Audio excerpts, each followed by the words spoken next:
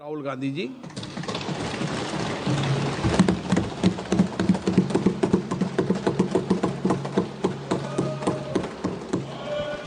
Thank you, Speaker Sir, for allowing me to speak on the President's address.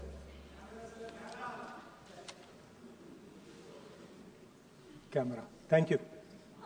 Double thank you, sir.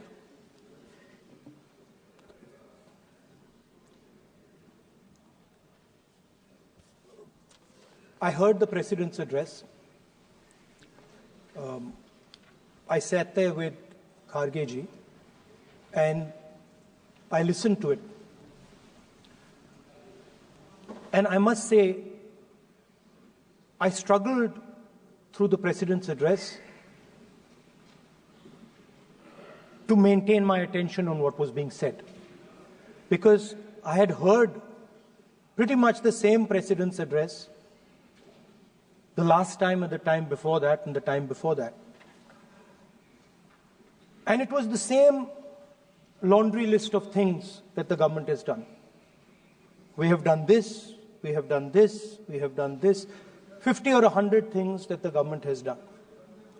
And so while I was sitting there, I was thinking, okay, I am being critical about what is being said. And I am saying that this is not the type of President's address that should be delivered. Well, the question came to my mind, what type of address would an India Gathbandhan government deliver? How would that address be different than the address we heard? Because it's no point me saying that it is a laundry list and then not providing a alternative idea. And so today I would like to lay out some dimensions of what an alternative address would look like, what the India Gathbandhan would probably focus on, and where we would lay emphasis. The future of this country is going to be decided by the young men and women of this country, the youth of this country. So I think anything we say has to be addressed to them, has to be spoken to them. The first thing in front of us, and this is something I'm sure the Prime Minister would accept and pretty much everybody in this room will accept, is that even though we have grown fast, we are growing slightly slower now, but we are still growing. A universal problem that we have faced is that we have not been able to tackle the problem of unemployment. No, neither the UPA government nor today's NDA government has given a clear-cut answer to the youth of India about employment. I don't think anybody in this room will disagree with me. I'll give a little statistic for the Prime Minister. The Prime Minister, something I would agree with directionally. The Prime Minister proposed the Make in India program. I think a good idea. We saw the statues, we saw the functions, we saw the so-called investment, and the result is right in front of me. Manufacturing fell from 15.3% of GDP in 2014 to 12.6% of GDP today. That is the lowest share of manufacturing in 60 years. I'm not even blaming the Prime Minister, because I think it would not be fair to say he didn't try. I could say that the Prime Minister tried, and I think conceptually Make in India was a good idea, but it's pretty clear that he failed. Because manufacturing went from 15.3% of GDP to 12.6%. So the first question that any alternative vision would answer to the youngsters of our country is, okay, what and how are we going to solve this problem of employment? Any country basically organizes two things. You can organize consumption, and then you can organize production. Modern way of saying organizing consumption is services. Modern way of saying organizing production is manufacturing. But there is more to production than simply manufacturing. For example, agriculture also is about production. Now, pretty much every government since 1990 has done a decent job on consumption, on organizing consumption. Which are the companies that organize consumption? Uber organizes consumption. Reliance organizes consumption. Adani organizes consumption. But we have, as a country, failed in organizing production. We have excellent companies that try to organize production. They are the Mahindras of this world. They are the Bajajes of this world. Part of Tata's organizes production, but the record of the country on organizing production is dismal. And essentially what we have done is we have handed over the organization of production to the Chinese. So this mobile phone, even though we are saying we make this mobile phone in India, that is not a fact. This phone is not made in India. This phone is assembled in India. All the components of this phone are made in China. The network that has produced this phone is made in China, is owned by China. So every time we use a phone, every time we wear a Chinese shirt, a Bangladeshi shirt, every time we wear a pair of Chinese sneakers, we are paying a tax to China. Because some Chinese youngster is earning a salary to make or to produce that product. So the first message I would give in a presidential address would be that India has to focus completely on production. Because if we do not focus on production and we continue to focus only on consumption, we will find that we will run huge deficits, we will increase inequality, and eventually we will run into a serious problem. Social problem because of unemployment, which we are already facing. If you look at the numbers of the amount of people who are in jail, if you look at the numbers that are spent on internal security, if you look at the numbers spent on our police forces, they're all spiraling. They're all rising. And everybody understands that social tension is on the rise in India. So now the next question comes, okay, so where is this employment going to come from? What is India going to produce? And for that, I'd like to tell all the youngsters of this country that there is a revolution taking place, an exciting revolution. The world is transforming completely. And the change that is taking place, at the heart of the change that is taking place, we are moving from the world of the internal combustion engine to the world of the electric motor. We are moving from petrol to batteries. We are moving wind, solar, potentially nuclear energy. So our entire way of moving is changing. And this is going to change every single thing. It is going to change warfare. It is going to change medical treatment. It is going to change education. It is going to change how we eat. It is going to change every single thing. Now, the last time there was a revolution called the computer revolution, the government of India had a clear focus. We looked at that revolution. It was a Congress government. We looked at the revolution and we decided clearly that we are going to focus on the development of software. And we rode the wave of that revolution. And today you can see the result. I remember people laughing I remember people laughing when the computer was being talked about. You mentioned Mr. Vajpayee. I respect Mr. Vajpayee, but Mr. Vajpayee gave a speech saying that computers are of no consequence to India. So, what is important when there is a revolution? What is important is that you understand what are the drivers of that revolution and where exactly do you need to focus, where exactly do you need to sit in that revolution. I said that this revolution is going to change everything. And I want the youngsters in this country to think about it. There is a war going on in Ukraine.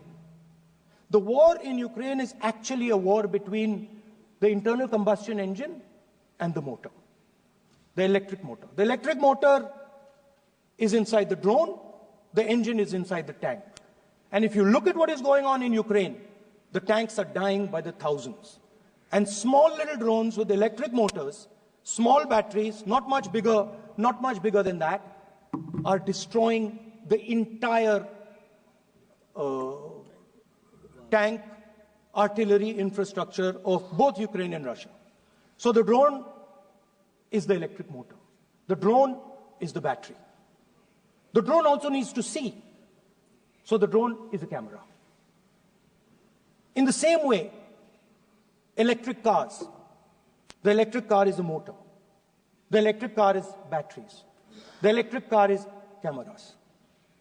Robots are exactly the same thing. Robots are electric motors, multiple electric motors with cameras, with batteries. And this is what the revolution is going to look like. So there are basically 4 technologies that are driving this entire change in mobility. Electric motors, batteries, optics, and then on top of that, you can apply AI. Now people, I want to tell the youngsters of this country, people talk about AI. But it's important to understand that AI on its own is absolutely meaningless. Because AI operates on top of data. Without data, AI means nothing. And if we look at data today, there is one thing which is very clear. Every single piece of data that comes out of the production system in the world, the data that was used to make this phone, the data that is used to make electric cars, the data that is used to make basically all electronics on the planet today is owned by China. And the consumption data is owned by the United States. In China, the consumption data is owned by China, but in India, companies like Google, companies like Facebook, companies like Instagram, X, they own our consumption data. So if India wants to talk about AI, it has to first answer the question, what data is going to power that AI? And the answer today is India does not have that data. Neither does India have production data, neither does India have consumption data. We have handed our consumption data to the big American companies, and the production data we don't have anyway. So what would that vision look like? The first thing, we would start getting youngsters excited about this revolution. We would start to introduce the idea of a completely new way of moving, a complete revolution in how things move. We would start teaching our children in schools about batteries, about electric motors, about how these things combine, about how drones, robots, electric cars are structured, how they will work together. And most important, we have to start building a production network so that we can get access to production data. Now, what would we focus on? We would not give you a laundry list. China has at least a 10-year lead on India in this space. China has been working on batteries, robots, motors, optics for the last 10 years, and we are behind. So what would our president's address say to the youngsters? We will choose critical areas in each one of these technologies, and we will start to build capabilities in those areas. The second thing we would do, we would ensure that our banking system is not captured by 2 or 3 companies that basically do not allow you to build a production system. But our banking system is open, is dynamic, and is accessible to small and medium businesses and to millions and millions of entrepreneurs who want to take part in this revolution. Our foreign policy would take into account this revolution. When we talk to the United States, we would not send our foreign minister to invite our prime minister to his coronation. We would not send him 3 or 4 times, please invite our prime minister. Because if we had a production system and if we were working on these technologies, the American president would come here and invite the prime minister. So it is important to understand where a...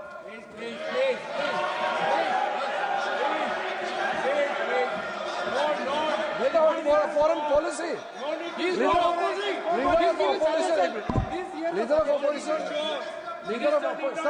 Leader of opposition cannot make. This is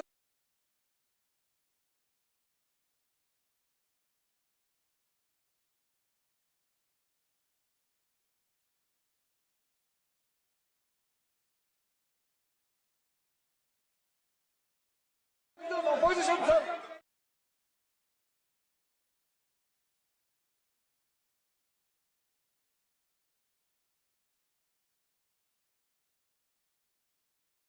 For the country, he's giving Leader of opposition has the information from any official source. He must inform the House. If leader of opposition has the information, please inform the House. Okay. Who has told you that foreign ministers visited for the purpose which you have mentioned? You must specify it. So, I'm sorry that disturbed you, that question. I apologize for disturbing your peace of mind. It's okay. I've apologized. I've apologized for disturbing your peace of mind. I'm sorry. Apologize for lying to the House. ऐसा नहीं होता है. तो serious होना चाहिए leader of opposition को. कम से कम देश के मामले में तो एक हो. देश के मामले में तो एक वॉइस से बोलना चाहिए. ये गलत बात है. ये ठीक नहीं है. लीडर ऑफ अपोजिशन को इस तरह का बयानबाजी नहीं करना चाहिए. ये गंभीर विषय पर चर्चा चल रही है. इसका गौरव विषय है. So we would start by telling our young men and women that they have to be at the forefront of this revolution. We cannot afford that the Chinese are at the forefront of this revolution. Number one. Number two, we would ensure that the absolute best experts on these technologies would talk to our students, would talk to our youngsters and guide them on what a future, on what these future technologies are going to do. We would make them partners in this revolution. Now, we talk about defense. And today, we have the Chinese. And the Prime Minister has denied it. And the army has contradicted the Prime Minister. It's true. The Prime Minister has denied it. The Prime Minister has denied it. And the army has disagreed with the Prime Minister that China is sitting on 4,000 square kilometers of our land, of our territory.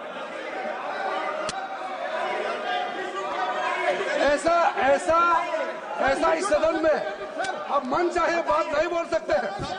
ये बिल्कुल ठीक नहीं है sir. ये serious मामला है. आप foreign policy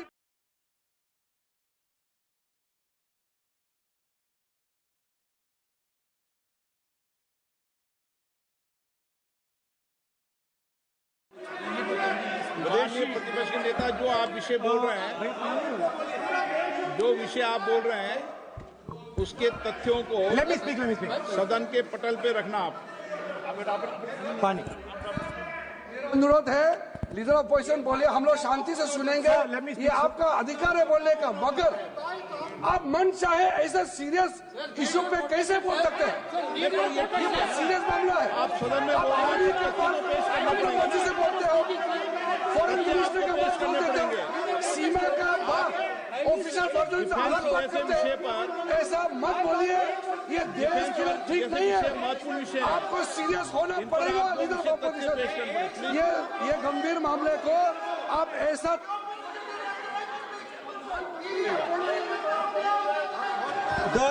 The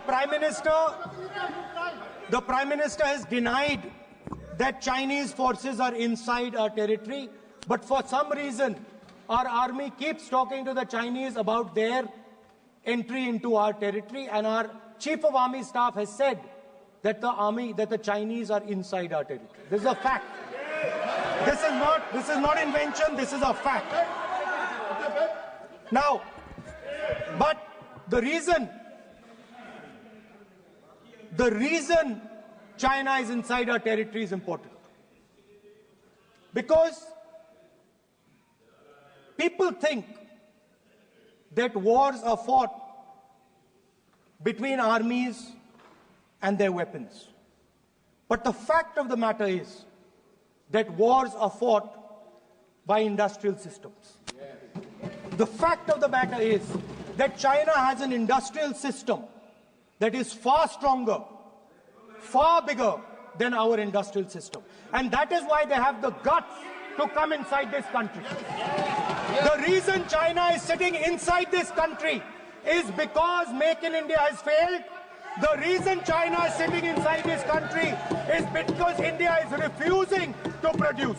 And I am worried that India is going to give up this revolution to the Chinese once again.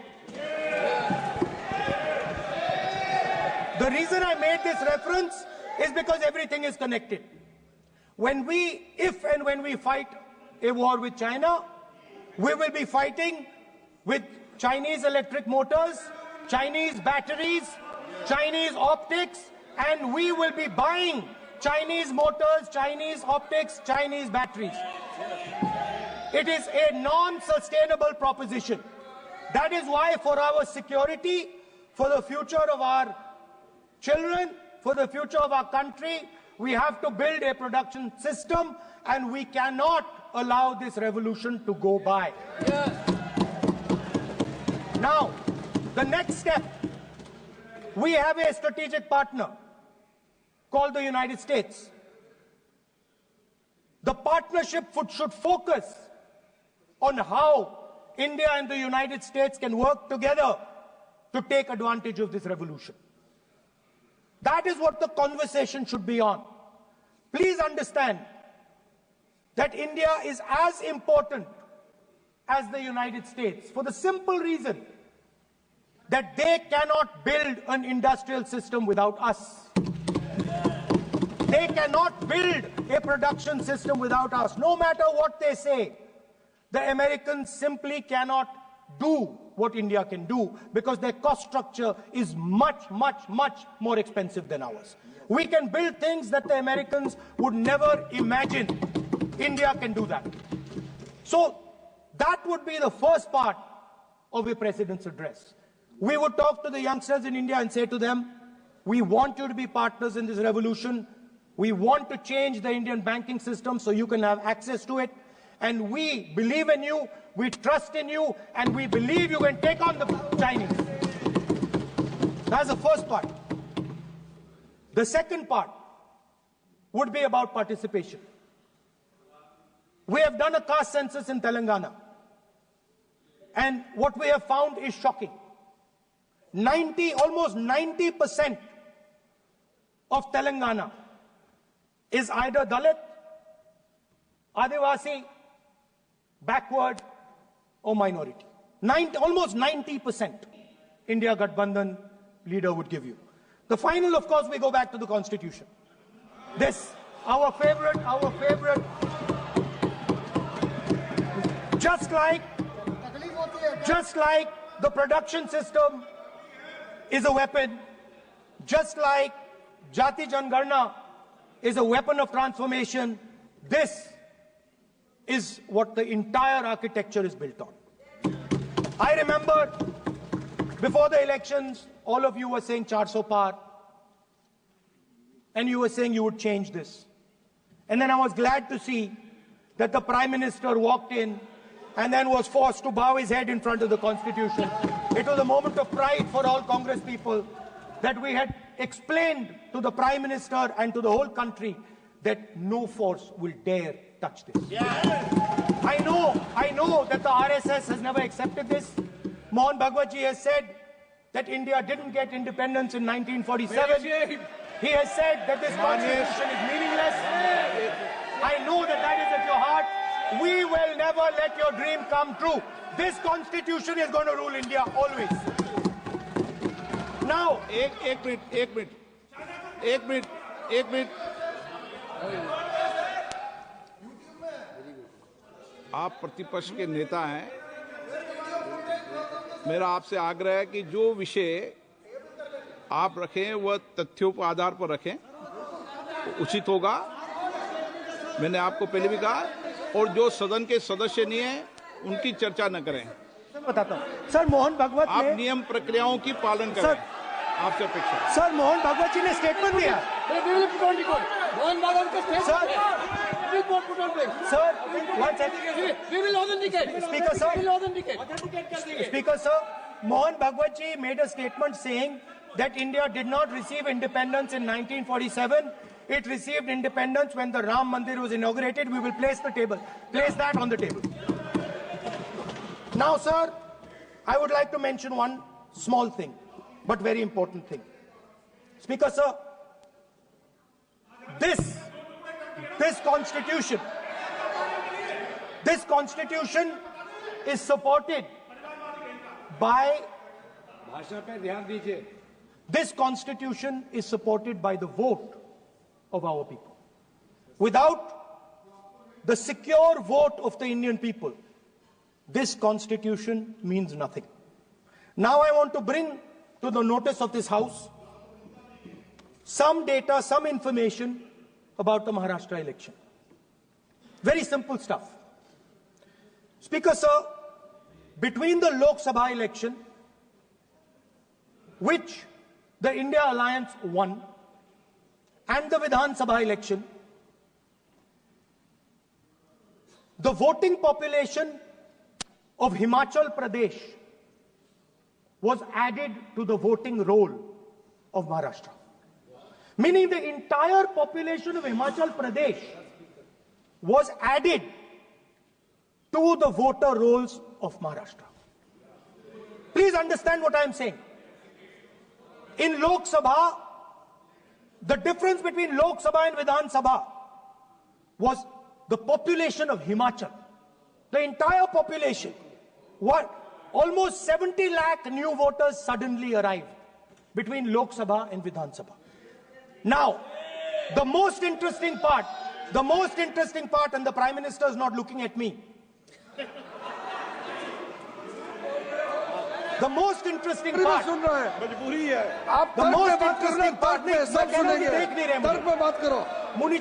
suddenly. The most interesting part is,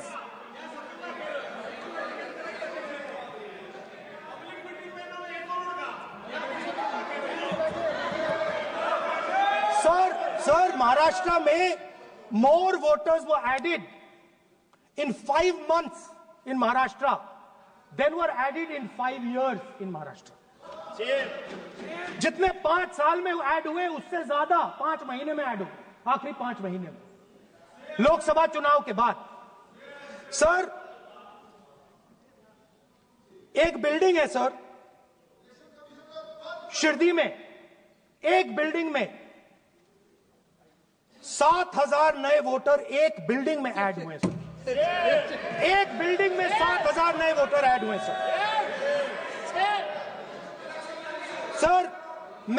मैं कोई आरोप नहीं लगा रहा हूं, मैं सिर्फ ये कह रहा हूं सर कि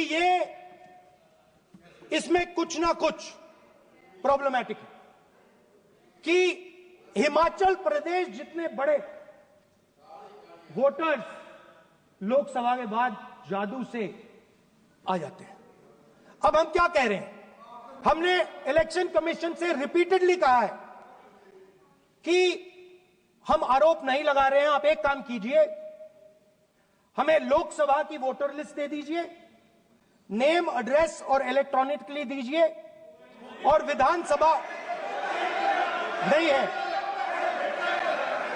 नहीं सर, नहीं नहीं नहीं नहीं नहीं नहीं स्पीकर सर वो सब वेबसाइट पे रहती है, सब जानते हैं, कभी भी कोई निकाल सकता है। स्पीकर सर, मैं समझा देता हूं सर। स्पीकर सर, वो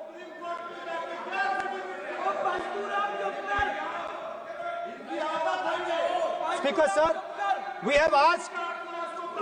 Speaker sir.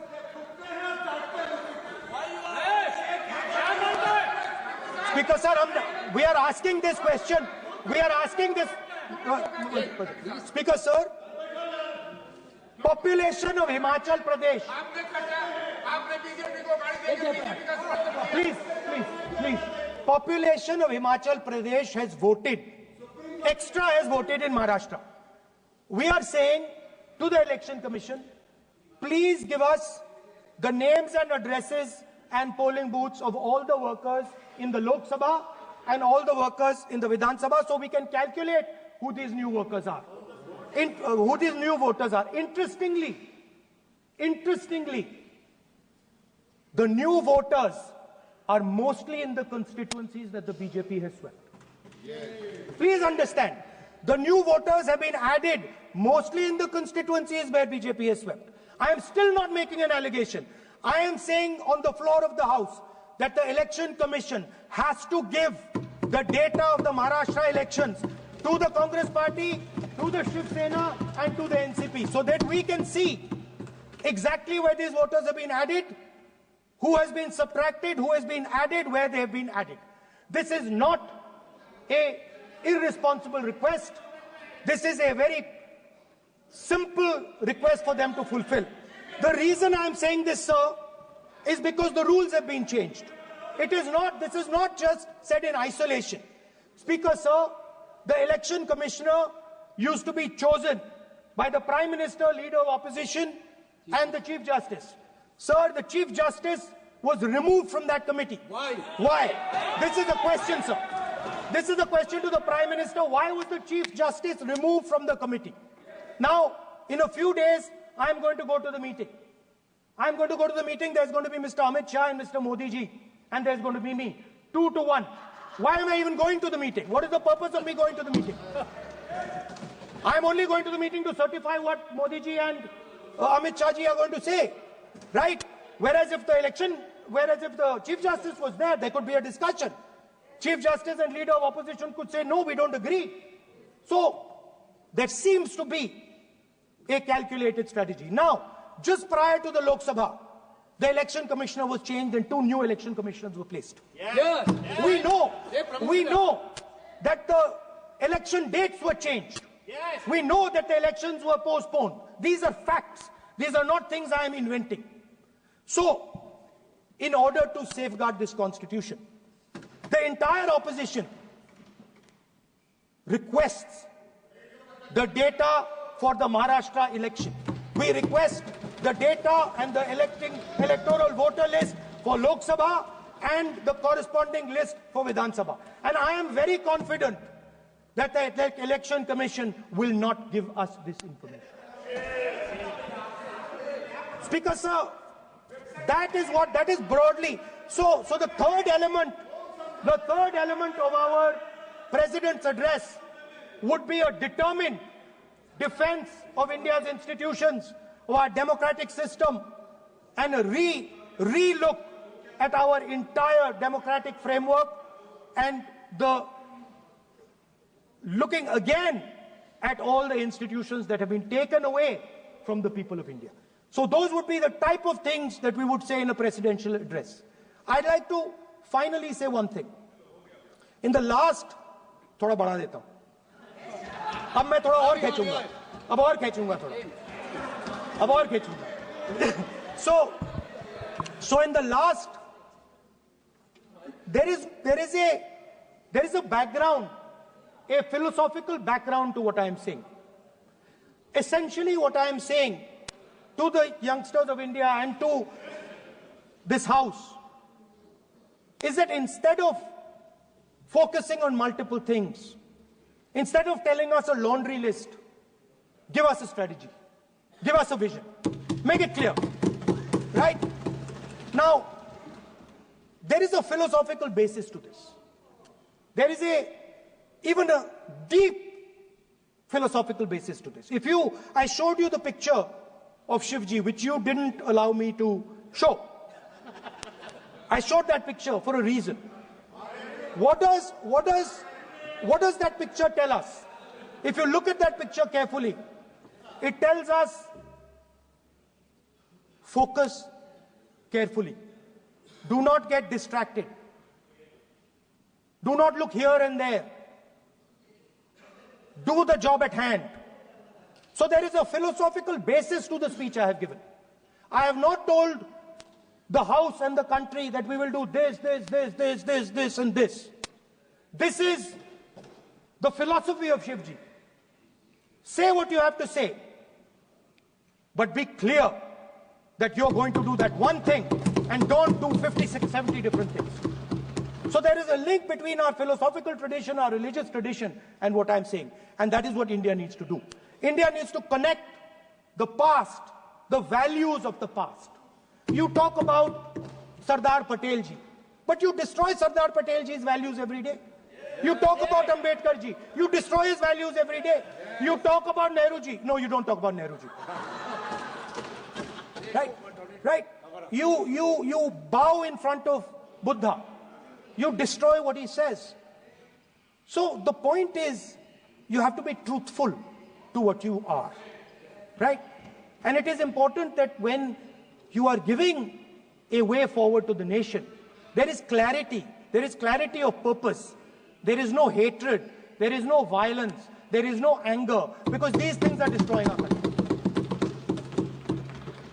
So my speech has not been angry, has not been nasty. My speech has been very polite, very kind, and I thank the Prime Minister for coming and listening to it.